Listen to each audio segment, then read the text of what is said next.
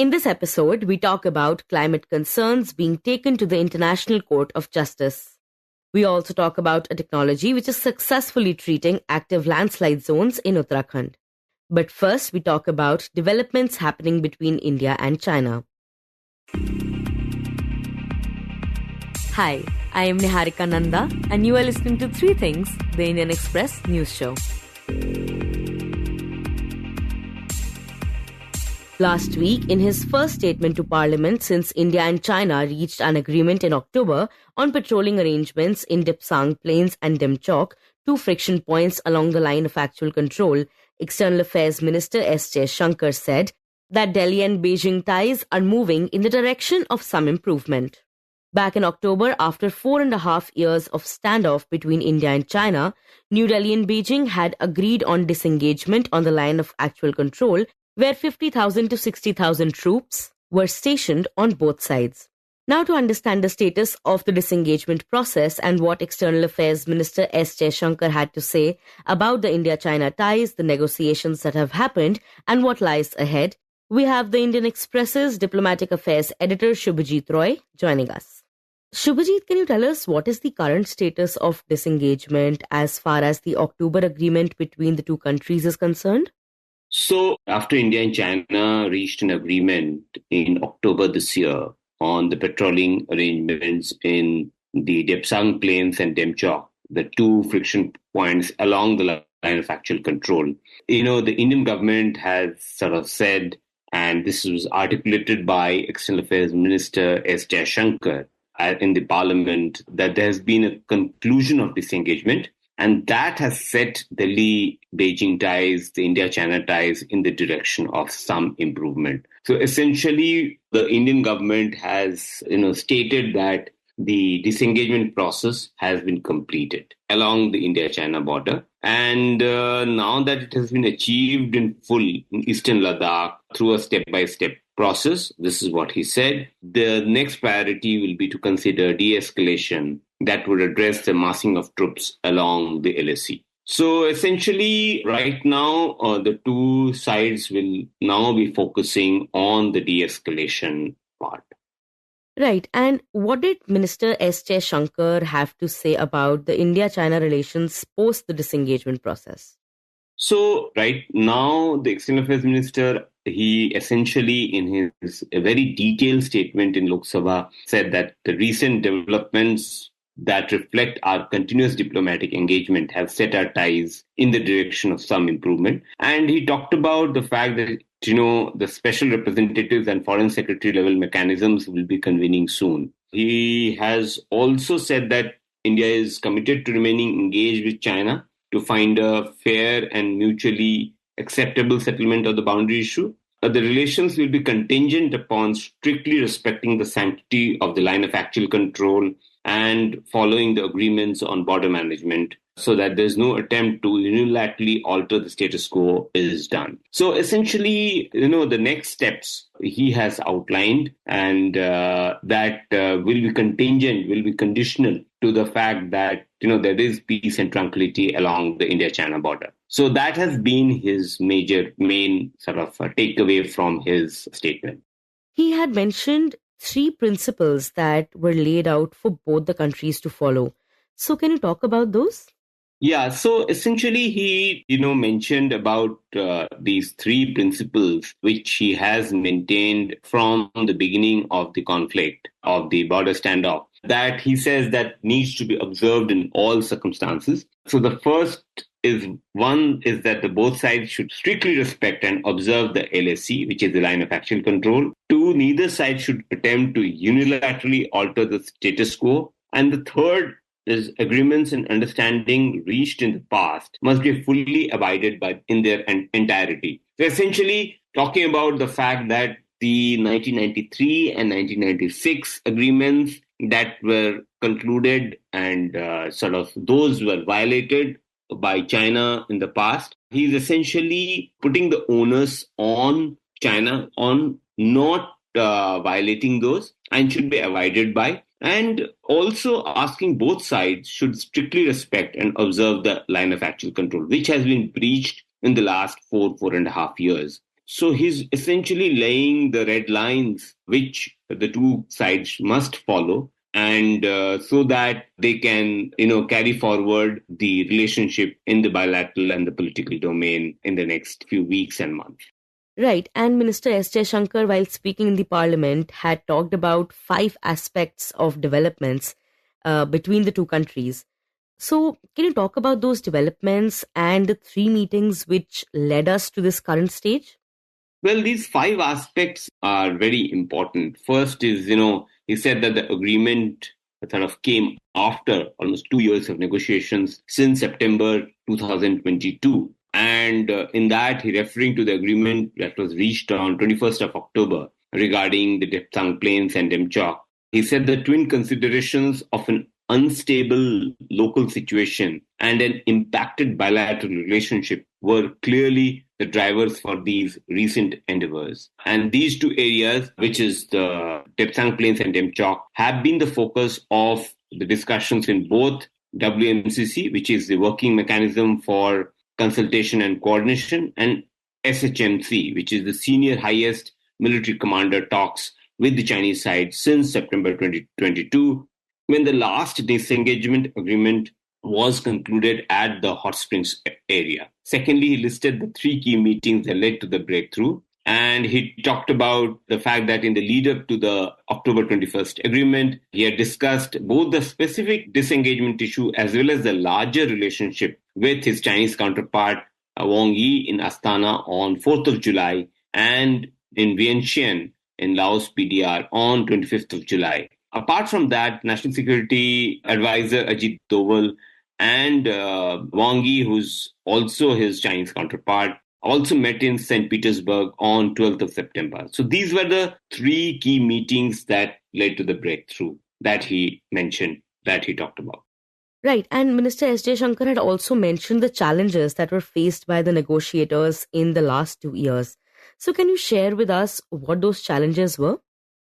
Yeah, I mean, he said that, he framed the challenges that the negotiators faced in saying that the problem in these two areas pertained primarily to obstructions of long-standing patrolling activity. In Demchok, there was also the question of access by the nomadic population to the traditional grazing grounds, as well as to sites of significance to the local people.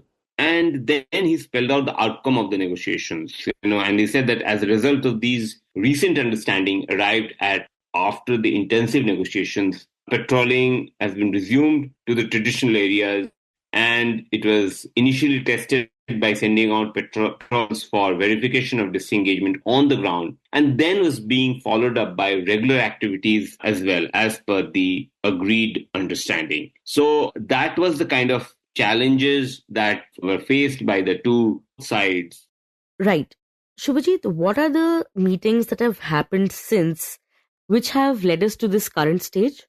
He also talked about the three meetings between the two sides since the breakthrough and the directions that followed the discussions. He said that, after the October 21st understanding between the Indian and Chinese negotiators, Prime Minister Narendra Modi and Chinese President Xi Jinping had a meeting on the sidelines of the BRICS summit in Kazan on 23rd of October, where they welcomed the understanding and directed the foreign ministers to meet and stabilize and rebuild the relationship. In fact, the special representatives are also to oversee the management of peace and tranquility, besides exploring a fair, reasonable, and mutually acceptable solution to the boundary question. So if you really see the wording, the two leaders have clearly instructed the foreign ministers as well as the special representatives. On the Indian side, there are two different people. Foreign Minister is S Jaishankar and Special Representative is National Security Advisor Ajit Doval. On the Chinese side, both these hats are put on by one person, that's Wang Yi. He's the Chinese Foreign Minister, as well as he's the Special Representative. In fact, Jaishankar, after that, held discussions with Foreign Minister Wang Yi, again on the sidelines of the G20 summit in Rio de Janeiro on 18th of November, which was last month. And then Defense Minister Rajnath Singh also met Chinese Defense Minister Dong Jun at the ASEAN Defense Ministers meeting in Vientiane on 20th of November. And there, at the Defense Ministers meeting, the two ministers discussed progress on the recent agreement on disengagement the need to address de-escalation and the requirement of strengthening confidence-building measures. And they also agreed on continuing the meetings and consultations at various levels. So that is what has happened after the October 21st breakthrough. And Shubhajit, what kind of expectations do we have as far as the bilateral relations and developments between India and China in the near future are concerned?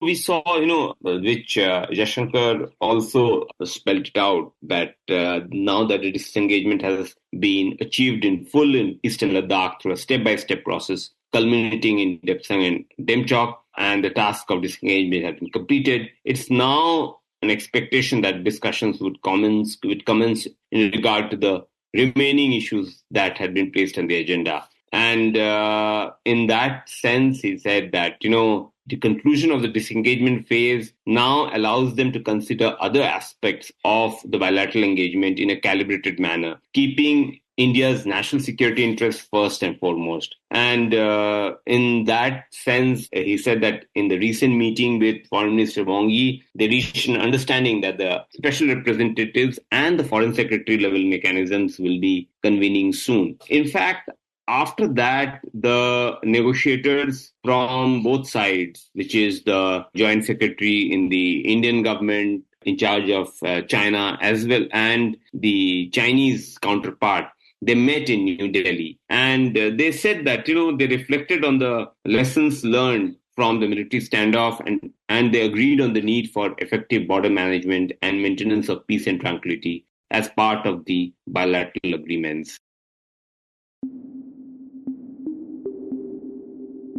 Next, we talk about climate change. A couple of weeks back, the COP29 annual climate talks in Baku, Azerbaijan, concluded with disappointment for the developing countries. The refusal of the developed nations to fully meet their obligations on climate finance follows the continuing neglect of their responsibilities on emission cuts.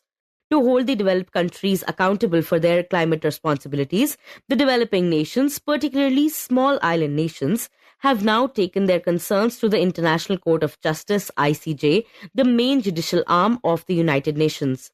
And while these two things are not particularly related, they are working for the common cause, which is to address the issue of climate change. So to understand what is the case that has been filed at the ICJ and how it can impact the climate change situation, we have the Indian Express's Amitabh Sinha joining us in this segment. Amitabh, can you begin by telling us how did the COP29 conference conclude as far as climate finances were concerned? So 2 weeks ago, we just saw the annual climate meeting end in Baku, Azerbaijan. It was the COP29 meeting, which is the 29th annual climate meeting. And this time, as we have discussed earlier as well, the main agenda was to have an agreement on finance. Climate finance. Right now, the developed countries are under an obligation to mobilize at least $100 billion every year in climate finance, which is supposed to be provided to the developing countries to help them fight climate change. Now, COP29 was supposed to enhance this money further because, of course, $100 billion is too less these days, considering the needs of the developing countries. So COP29 was supposed to scale up this climate financial flows, and this was supposed to be the main agenda. Now, what we saw as the end outcome at COP29 was this particular amount, $100 billion, has been raised to $300 billion every year. While it seems like a tripling of the current sum, the fact is that the needs were in trillions of dollars, and the developing countries were asking for at least $1 trillion to $1.3 trillion a year. That is the sort of money that they were seeking, whereas the developed countries agreed only to raise about $300 billion a year, and that too not immediately, but from 2035. So that's 11 years away right now. So from the developing countries' perspective, this was sort of a disappointing outcome. Right. And now certain developing nations, especially certain island nations, have moved the International Court of Justice to find a better solution. So why is there a need to move to the ICJ for climate change? Now, these two things are not linked. They are two very separate processes. There is a case that has gone to the International Court of Justice, but this particular thing, this case, is not in any way related not just to the COP29 outcome, but the COP process in general. This is a completely separate thing. Now, what happened was that I think in 2021 itself, some countries had raised this issue in the UN General Assembly, saying COP after COP, the effectiveness of the outcomes coming from the climate conferences, which is the COPs, they were not very effective in containing climate change or, meeting the temperature targets as enshrined in the Paris Agreement. So a group of these countries led by Vanuatu. Now, Vanuatu is a very, very small island nation in the Pacific. It is northeastern side of Australia, about 2,000 kilometers from the Australian shores. Now, and there are lots of similar countries in the Pacific. There are about a group of about 35 to 40 very, very small island nations who are the most vulnerable to climate change because their existence itself is threatened by rising sea levels. And, so they are probably threatened the most from the impacts of climate change. So these countries, led by Vanuatu, they moved a resolution in the UN General Assembly, I think way back in 2021. And after that, there had been a few discussions. And what happened was, based on those discussions last year, I think it was probably April last year, in 2023, the UN General Assembly adopted a resolution. So the resolution that was passed last year in April was about seeking an advisory opinion from the International Court of Justice on what the obligations of different countries are with respect to climate change. Right, and you mentioned that the case had been filed back in 2021. So how has it come up now? What has happened now, last week, is that the first public hearings of that case began. It began last Monday, just a week after the COP29 ended in Baku. So it got linked to COP29, but there are two completely different processes. And Amitabh, what climate obligations are present at the moment? So I mentioned the UN Framework Convention on Climate Change, or UNFCCC, of 1992. Now, currently, the international law on climate change emanates from three international treaties. One, of course, is the UN Framework Convention on Climate Change, or UNFCCC, which came out in 1992. So that's one international law. And within that law, under that law, there have been two other treaties that have happened. One was the Kyoto Protocol that came in 1997. It expired in 2020. So anything before 2020 is governed by Kyoto Protocol. And then in 2015, the Kyoto Protocol was replaced by Paris Agreement. So now the international law in the post-2020 period is governed by Paris Agreement. So there are these three international treaties which are focused on climate change. Now, of course, there are some other things as well. I mean, the international law on some other things, environment, for example, or oceans, which also can have an impact on defining the obligations of countries with respect to climate change. But these three, the UNFCCC, Kyoto Protocol, and the Paris Agreement, are the primary international law focused solely on climate change. The core principle of this international law is that the responsibilities to deal with climate change is common, that the entire world must contribute, that it's a common responsibility, but it's also a differentiated responsibility, differentiated in the sense that, a certain set of countries will have higher responsibility in dealing with climate change, and the developing countries would not have those kind of responsibility. So it's called the principle of CBDR, or common but differentiated responsibilities and respective capabilities, CBDR-RC. That's one of the core principles of international law on climate change. Right. And now coming back to the case that has been filed at the ICJ, what kind of representation has the motion received? So a lot of countries are actually making representations. So I think there were about 90 countries and then a few international organizations, also civil society groups. They had all made representations and they will all be heard, right? So they have sent in written applications to be heard. And that particular process is currently on. It's a 2-week process. As I said, it started last Monday. It continued throughout last week and it will continue the coming week as well.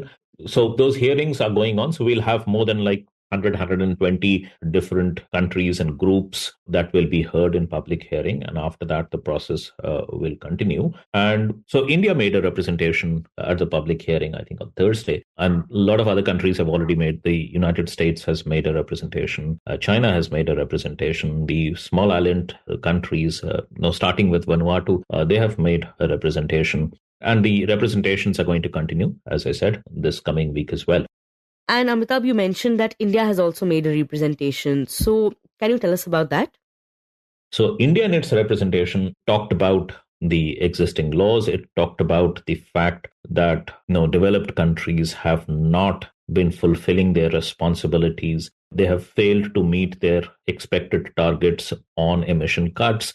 They have not provided adequate finance and certainly no technology. So India has made all these points. And then the crux of India's representation at the ICJ has been that, look, the obligations are already there. They're already defined in the existing international laws. So look at them and strengthen them, but don't create any new obligations for countries. Don't go beyond these existing laws because these are negotiated laws and they have been there for a long time. And these are established laws on climate change. So, draw upon these laws to clarify or strengthen the obligations, but don't create any fresh obligations because, that would not have come out from a sort of a consensus negotiated process, right? So that's been the crux of India's argument. The fact that countries have not been meeting their obligations, especially this was a criticism of the developed countries, that one, they have not been reducing their emissions to the point that is expected of them. They have not provided adequate finance and they have not provided adequate technology. So those things should also be taken into account in the advisory opinion that the ICJ gives. And Amitabh, what is the significance of filing a case in the ICJ as far as climate change is concerned? Do we see certain concrete results coming out of it? What kind of consequences can it lead up to? The ICJ will give its advisory opinion as has been sought by the UN General Assembly. So it will definitely be there. As we discussed earlier as well, this is just an advisory opinion. So it does not have a binding effect on the countries, right? So supposing even if the ICJ comes out and says, okay, these are the obligations that the countries have. So it will be defined, of course, but because of the advisory nature of the opinion, it will not be binding on any country. Then what is the use of this? So it will do a lot of things. It's being considered as one of the very, very important process that is currently going on climate change. The minimum that will happen is that this particular opinion will become a precedent in all the different climate change cases that are being heard across the world. Climate change litigation has increased tremendously in the last few years. And ICJ's opinion, whatever the final outcome of this case is, it will become a precedent to be cited in these legal cases. So that's the minimum that probably will happen. But also, depending on what the opinion is, it's also likely to have an impact on climate action globally. It is likely to be raised at the COPs as well, depending on what kind of opinion comes out. It can probably nudge the countries into getting higher, sort of committing themselves to more ambitious climate action. That is the expectation, or at least, it might just shame a few countries for not having done enough. And in the end, we talk about active landslide zones in Uttarakhand. An official of the Border Roads Organization said on Saturday that rock bolt technology is successfully treating active landslide zones in the hilly areas of Uttarakhand. Landslides occur almost regularly in the hilly areas of the state, especially during monsoon season, blocking roads and causing inconvenience to Char Dham pilgrims and often claiming lives. The official added that the active landslide zones on Gangotri and Yamunotri highways have been a major issue for Char Dham pilgrims as well as the local people for years. BRO Commander Vivek Srivastava said, the Australian rock bolt technology is being used at present in the treatment of active landslide zones in Raturi Sera and Bandarkot on Gangotri Highway in Uttarkashi district. The technology was used earlier too in the treatment of Nallupani and Chungi Bhadeti landslide zones, which had long been active along the highway, and good results at the 2 points encouraged authorities to apply it elsewhere as well. The technology is 90% effective in preventing landslides, the BRO official added. In the widening work done under the Char Dham Road project, landslide zones active for years have been treated successfully with the technology. The official said that Rs 19.8 crore is being spent on the work in Raturi Sera and 9.3 crore is being spent in Bandarkot. The target is to complete landslide treatment work at both the places using the technology by March next year. You were listening to 3 Things by the Indian Express. Today's show was edited and mixed by Suresh Pawar and produced by me, Niharika Nanda. If you like the show, then do subscribe to us wherever you get your podcasts. You can also recommend the show to someone you think will like it. Share it with a friend or someone in your family. It's the best way for people to get to know about us. You can also tweet us at Express Audio and write to us at podcasts@indianexpress.com.